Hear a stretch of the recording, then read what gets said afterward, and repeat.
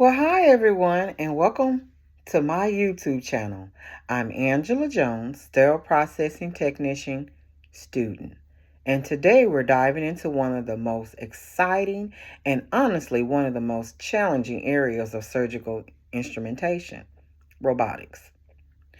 As sterile processing professionals, we're stepping into a future where robotics, laparoscopy, endoscopy, and arthroscopy are becoming the norm. These instruments are more complex, more delicate, and more expensive than anything we've handled before. And that means our role is more critical than ever. Today's episode focuses on one major issue in robotic instrumentation: the high risk of damage and functional failure caused by improper handling and reprocessing, and how we as SPD professionals can prevent it. Robotic instrumentation is transforming surgery, but its complexity increases the risk of damage and surgical delays. With proper handling and evidence-based reprocessing and strong interdisciplinary communication, SPD teams can significantly reduce instrument failures and improve patient outcomes.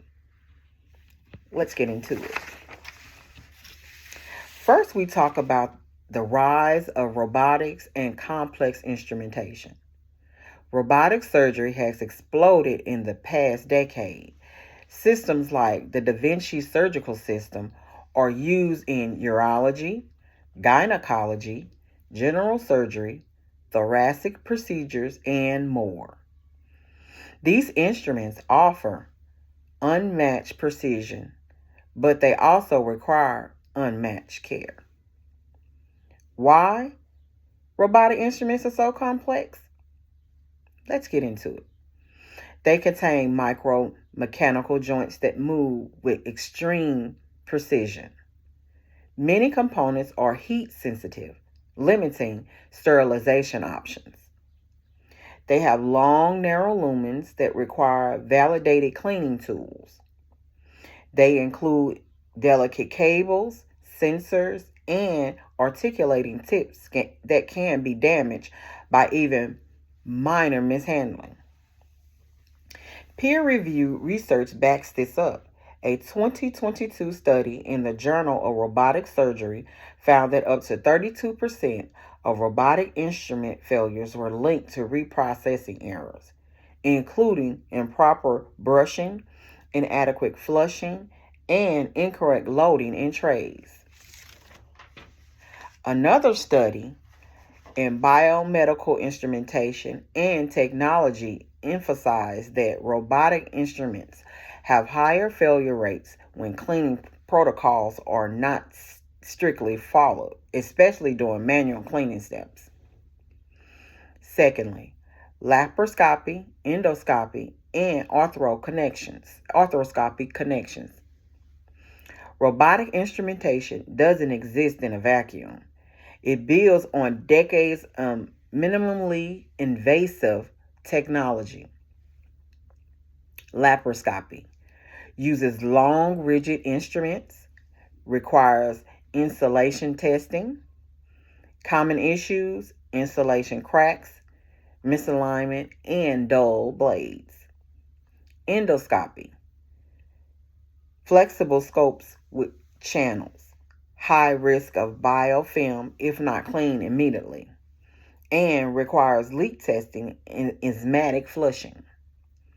Arthroscopy: power shavers, cameras, cannulas, and requires precise lubrication and inspection. Robotic instruments combine elements of all three: rigid shafts, flexible components, channels, optics, and powered articulation. That's why they demand such a high level of SPD expertise. Thirdly, the core issue: damage and functional failure. Let's talk about the heart of today's episode. Robotic instruments are frequently damaged due to improper handling, cleaning, and inspection. And these failures directly impact patient safety.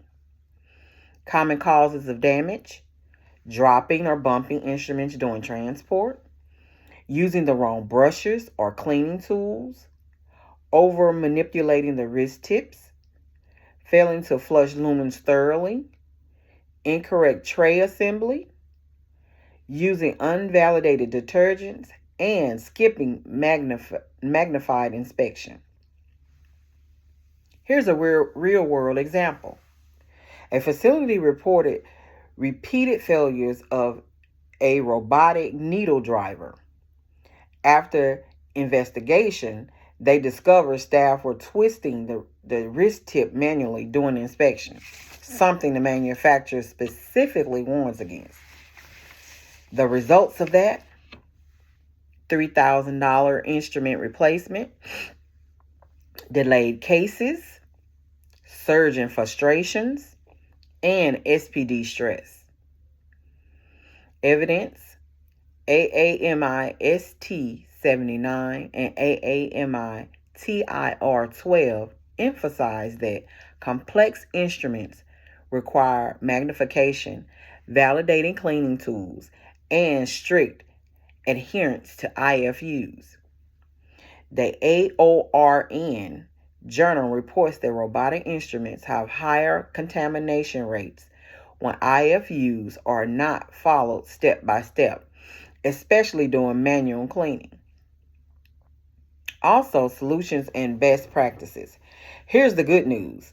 SPD teams can dramatically reduce robotic instrument failures with the right strategies. First, follow IFUs with zero shortcuts. Robotic IFUs are long, sometimes 40 plus pages, but they are non-negotiable. Use the correct brush sizes. Follow exact flushing volumes. Use validated detergents. Respect soak times. Secondly, use magnification for inspection. AAMI recommends 10-time magnification for complex instruments.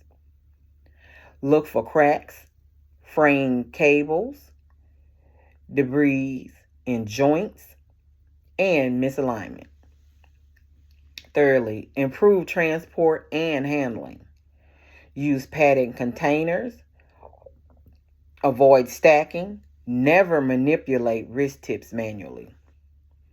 Fourthly, strengthen interdisciplinary communication. SPD and OR teamwork is essential. Ask surgeons about instrument performance. Report damage immediately. Report in-service training from vendors. Fifth, build a robotics competency program, which can include hands-on practice, IFU quizzes, vendor-led demos, and annual skills validations. Sixthly, advocate for proper staffing and workflow. That, I believe, is very important. Robotic trays take longer. Evidence from healthcare purchasing news shows that rush reprocessing increases error rates by 40%. That's great. That's good. Advocating for realistic turnaround time protects patients. Finally, key takeaway and recommended actions. Before we wrap up, here are the big takeaways. Robotic instruments are powerful but extremely delicate. Most failures come from improper handling and/or reprocessing. Evidence-based cleaning, magnified inspection, and strict IFU compliance are essential. SPD and OR collaboration reduces errors and improves outcomes. Investing in training and workflow improvements protects patients and the surgical teams.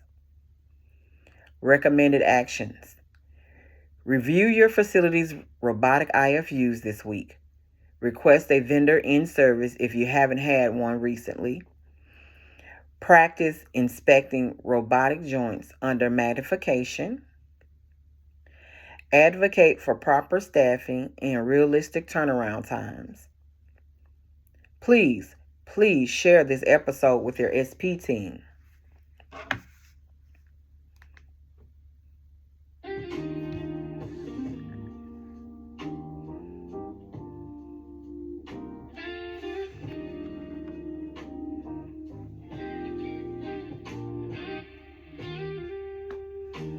I would just like to thank you so much for joining me today.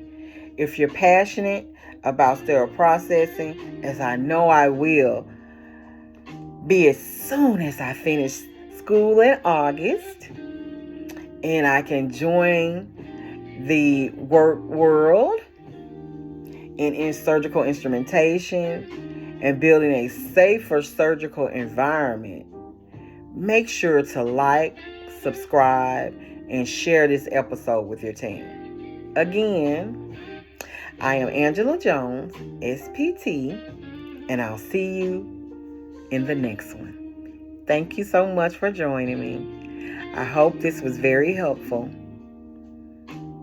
Have a good evening, a good night, and hey, have a good morning if that's where you are. Bye.